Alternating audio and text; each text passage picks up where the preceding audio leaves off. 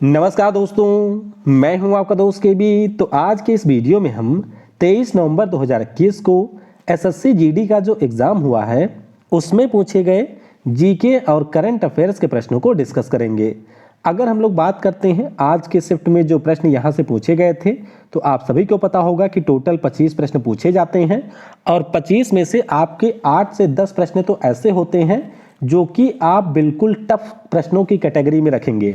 यानी कि वो आपके ऐसे प्रश्न होते हैं कि जिनके उत्तर तो दूर, आपने उस प्रकार के प्रश्नों को एक्सपेक्ट भी नहीं किया होता है। यानी कि बिल्कुल नए टाइप के प्रश्न होते हैं। तो मान के चलिए अगर जीके में आप 15-16 भी कर ले रहे हैं तो वह आपके लिए 25 के बराबर है, क्योंकि जीके आपकी बहुत ज़्यादा आसान नहीं आ रही है। आने वाले शिफ्ट में अगर आप भी एग्जाम देते हैं तो ये मेरा व्हाट्सएप नंबर है, इसके ऊपर आप अपने प्रश्नों को भेज सकते हैं। इससे पहले के सारे वीडियो आपको आई बटन पर मिल जाएंगे और पीडीएफ के लिए आप विजिट करिए kvguruji.in या फिर टेलीग्राम चैनल केवी गुरुजी। तो चलिए शुरुआत करते हैं पहले प्रश्न से। देखिए, बहुत ही सिंपल सा प्रश्न पूछा गया था कि जो ओणम त्योहार होता है ये कितने दिनों तक मनाया जाता है। तो पहले तो आपको ये ध्यान रखना है कि फसल की कटाई से जुड़ा हुआ एक त्योहार है ओणम। ये होता है आपके केरल राज्य में और ये मनाया जाता है 10 दिनों तक। अच्छा, कई बार पूछा जाता है कि कौन से भगवान को यह समर्पित है। तो ध्यान रखिएगा, जो राजा बलि थे उनके आगमन के उपलक्ष्य में ये मनाया जाता है और भगवान विष्णु का जो वामन अवतार था उसको डेडिकेटेड होता है ओणम त्योहार। तो ये सारे प्रश्न आपके जीडी में आ चुके हैं, तो इसीलिए अच्छे से ध्यान रखिएगा। अगला प्रश्न पूछा गया था कि इनमें से बाणभट्ट द्वारा लिखित पुस्तक कौन सी है।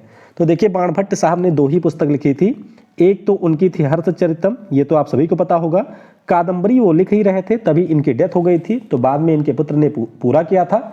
हालांकि बाद में मैंने एक एनालिसिस देखी तो वहां पर बच्चे के द्वारा बताया गया था कि बाणभट्ट किसके दरबारी कवि थे, ये पूछा गया था। तो हर्षचरित इन्होंने लिखा था, तो हर्ष के ये दरबारी कवि थे, ये भी आपको ध्यान रखना है।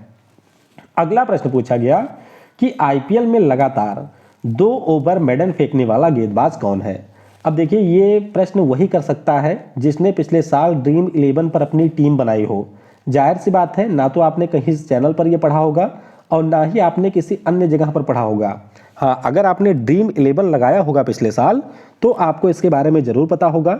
नाम इनका है मोहम्मद सिराज। क्या नाम है? मोहम्मद सिराज नाम है। आरसीबी के ये गेंदबाज हैं और एक आईपीएल में 2 मेडन ओवर फेंकने वाले ये पिछले साल बने थे पहले गेंदबाज। तो इनका नाम भी आपको ध्यान रखना है। वीडियो में हम लोग आगे बढ़ें उससे पहले मैं आपको बता दूं कि अब आप मेरी लाइव टेस्ट में हिस्सा ले सकते हैं, जो कि हर दिन होता है आपके अनअकैडमी प्लेटफॉर्म पर। तो यहाँ पर मेरी 2 क्लास होती है। दिन में जो क्लास 12 बजे होती है, इसमें हम लोग जीडी के मोस्ट एक्सपेक्टेड क्वेश्चन करते हैं, बिल्कुल जैसे आपके परीक्षाओं में पूछे जा रहे हैं ठीक उसी प्रकार से। और रात 10 बजे वाली की जो क्लास है, इसमें हम लोग 2021 के जो पिछले 11 महीने के करंट अफेयर हैं उनमें से सबसे महत्वपूर्ण 1500 प्रश्नों को डिस्कस कर रहे हैं।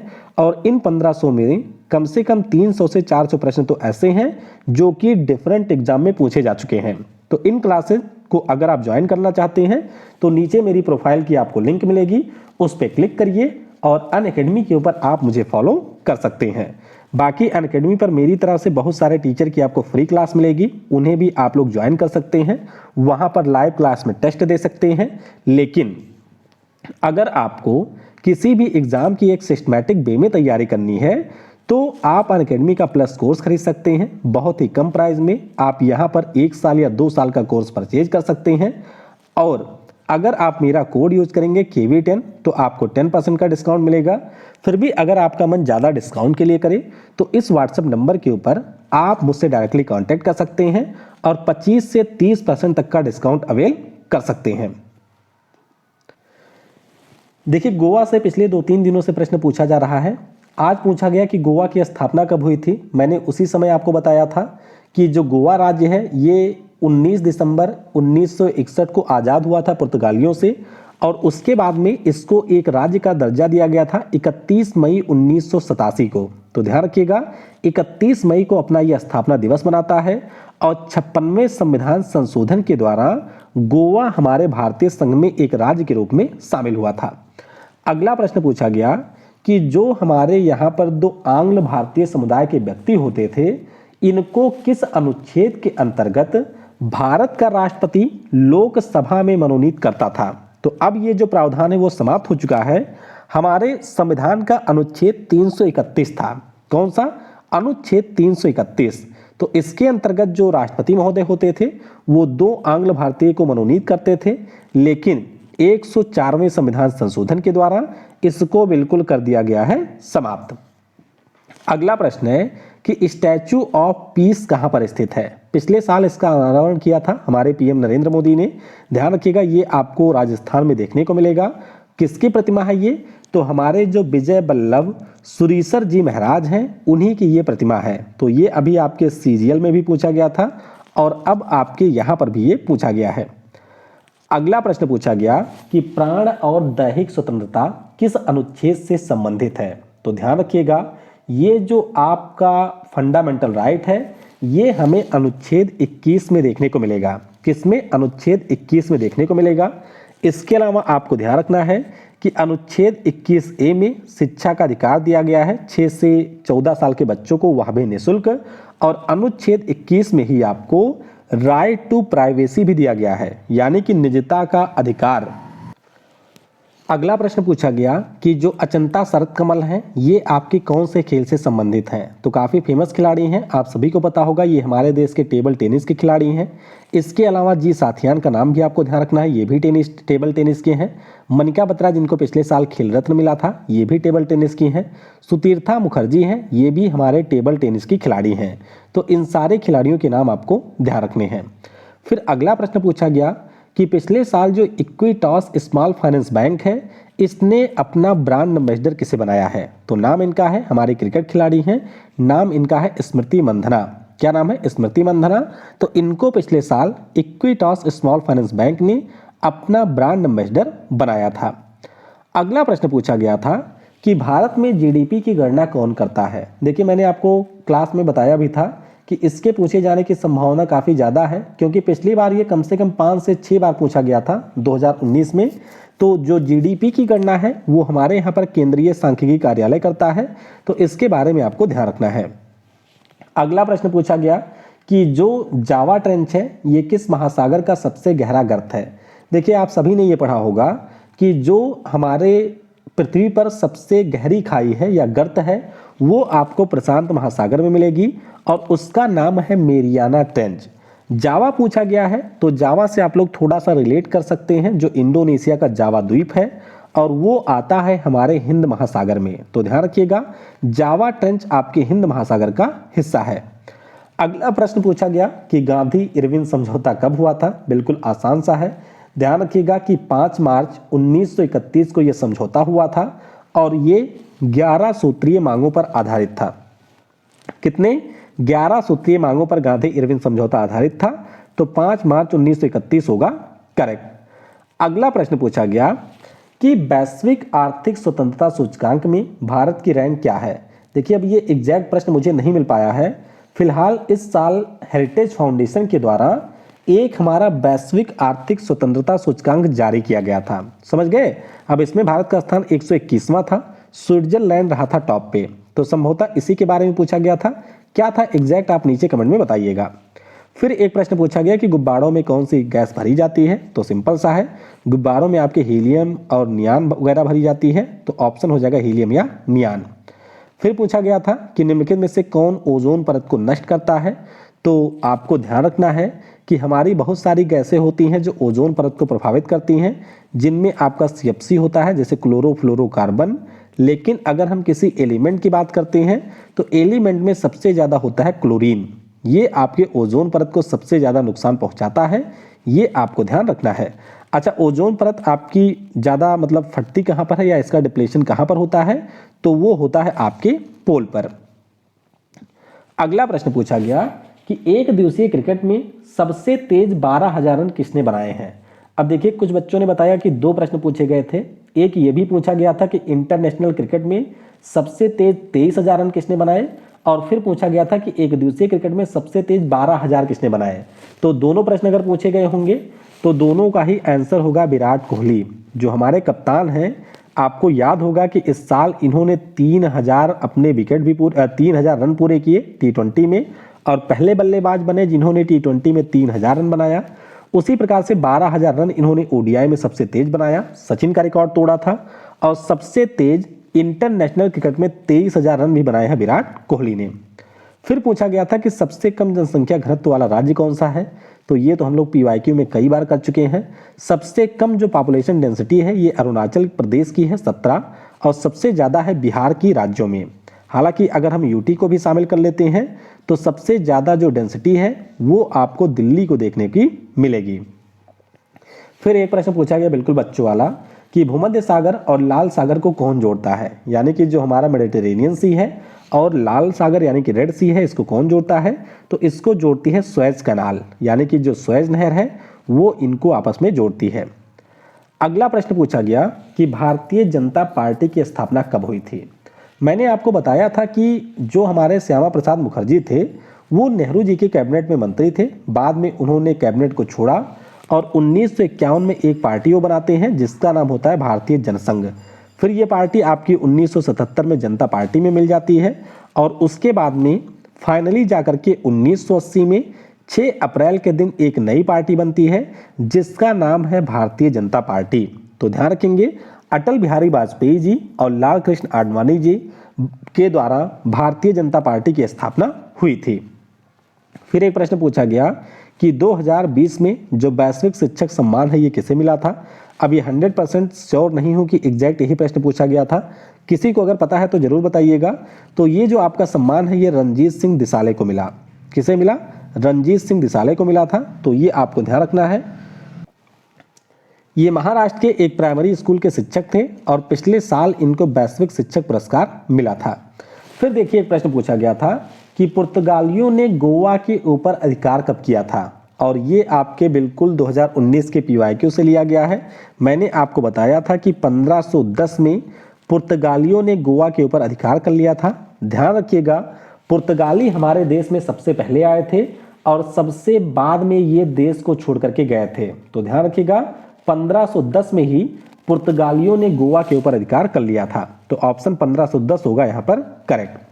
फिर एक प्रश्न पूछा गया कि विराट कोहली से पहले किस भारतीय कप्तान ने इंग्लैंड में एक सीरीज में 2 टेस्ट मैच जीता था। आपको याद होगा कि इसी साल विराट कोहली ने ये रिकॉर्ड बनाया था कि उन्होंने एक सीरीज में 2 टेस्ट मैच जीत लिया था इंग्लैंड में। लेकिन इससे पहले ये जो कारनामा है वो कर चुके हैं कपिल देव। कौन कर चुका है? हमारे जो पूर्व भारतीय कप्तान रहे हैं जिन्होंने पहली बार हमको विश्व कप दिलाया था, वे ये कारनामा पहले कर चुके हैं। फिर एक प्रश्न पूछा गया कि जो हमारा हिंद महासागर है ये विश्व के बड़े महासागरों में किस स्थान पर है। तो आपको पता ही होना चाहिए कि जो हमारी पूरी दुनिया में महासागर हैं उन सारे महासागरों में अकेले आधा हिस्सा तो ले लेता है प्रशांत महासागर, बाकी अकेले में सब आते हैं। तो उसमें आपका सेकंड पे आ जाता है अटलांटिक ओशियन, थर्ड पे आता है हमारा हिंद महासागर। तो ध्यान रखिएगा थर्ड पे आता है हिंद महासागर, चौथे पे आपका दक्षिणी महासागर है और 5वें पे आ जाता है आर्कटिक। फिर देखिए एक प्रश्न कुछ इस प्रकार का पूछा था कि किस द्वीप के ऊपर एक भी पक्षी अभ्यारण्य नहीं है।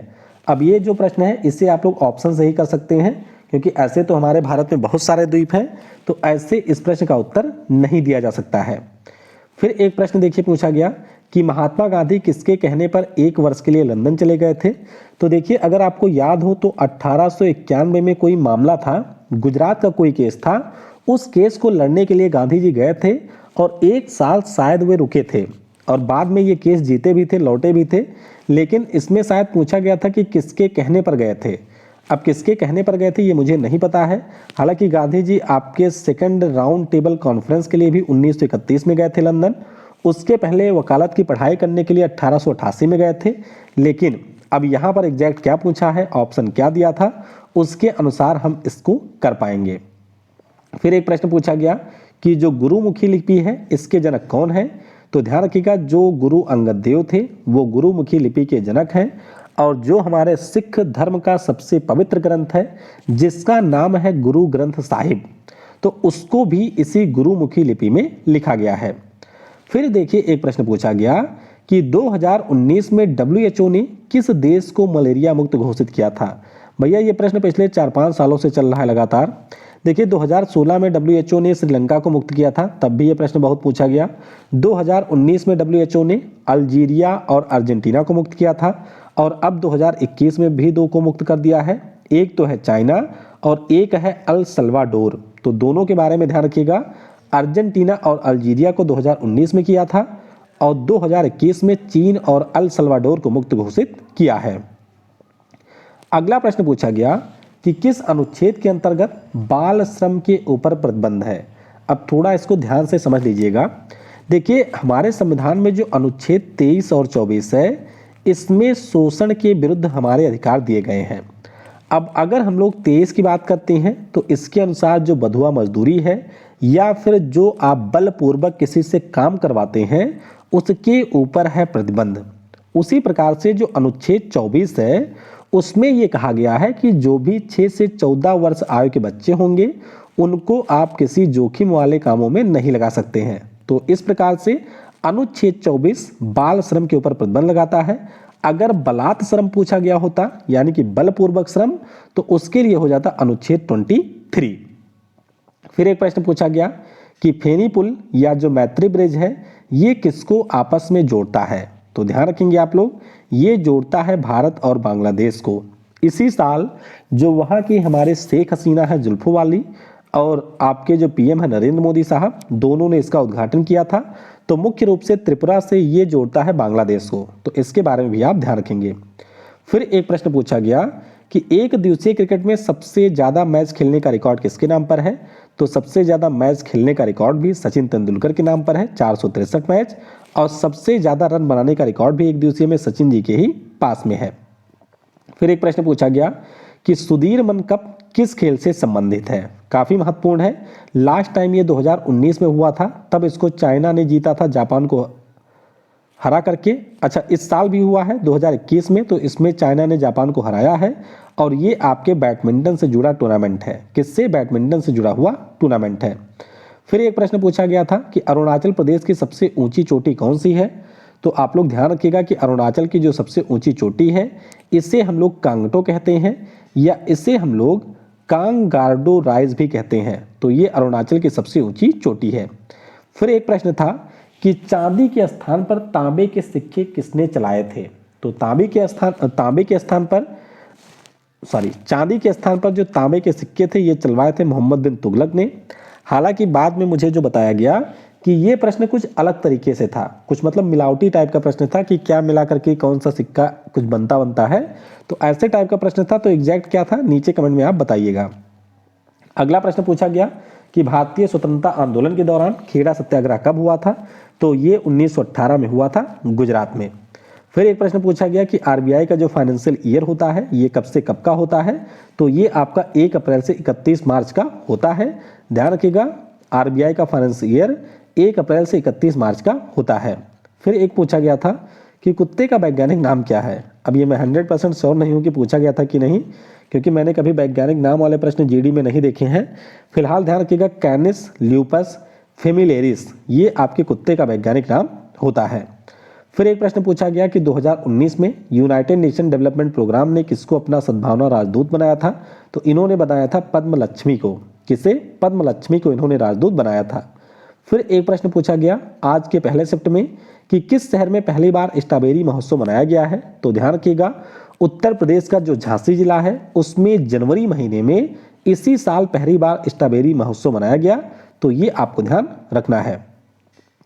अगला प्रश्न पूछा गया था बिल्कुल बच्चों वाला कि कांग्रेस पार्टी का जो बेलगाम में अधिवेशन हुआ था इसकी अध्यक्षता 1924 में किसने किया था। तो ये किया था हमारे महात्मा गांधी जी ने, और यह एकमात्र अधिवेशन है जिसकी अध्यक्षता गांधी जी ने की थी।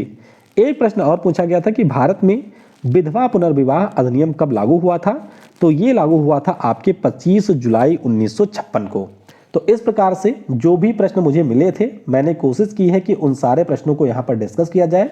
बाकी इसके अलावा जो भी प्रश्न आपके पास में है या आपने अगर दिया हो तो वह आप नीचे कमेंट में लिख सकते हैं, जिससे मैं जो इसकी पीडीएफ है उसमें उन प्रश्नों को शामिल कर सकूं। Thanks for watching. जय हिंद, जय भारत, और सबसे जरूरी, पढ़ेगा भारत तो बढ़ेगा भारत।